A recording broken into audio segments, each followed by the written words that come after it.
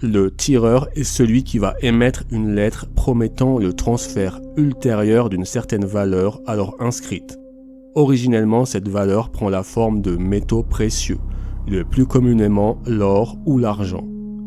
Le tiré est la personne qui devra remettre cette somme au bénéficiaire et porteur de la lettre, une fois la lettre présentée sur place. Le bénéficiaire est la personne à qui la lettre a été initialement remise par le tireur et qui est censé pouvoir acquérir cette valeur inscrite sur papier. Le meilleur moyen de comprendre ce qui se passait concrètement sur le terrain à cette époque est de l'illustrer par un cas historique réel. Sur cette lettre de change datant de 1816, l'on comprend l'affaire suivante.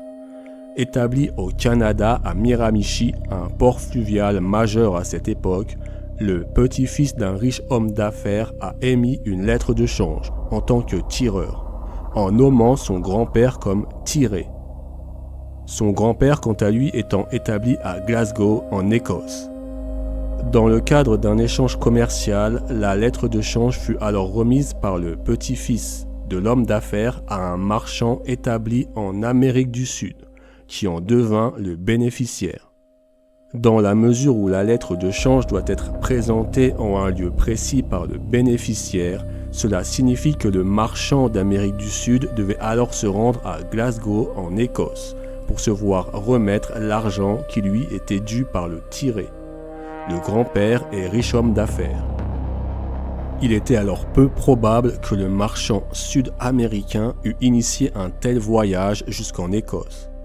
Mais la lettre de change ayant bien une valeur sous la forme d'une promesse de remettre une somme d'argent physique, ce marchand aura pu lui-même transmettre cette lettre de change à un autre marchand dans le cadre d'une autre affaire commerciale, lequel marchand lui-même à son tour, sachant qu'il ne pourrait jamais récupérer cet argent physique, aura pu la transmettre à un autre marchand, et ainsi de suite.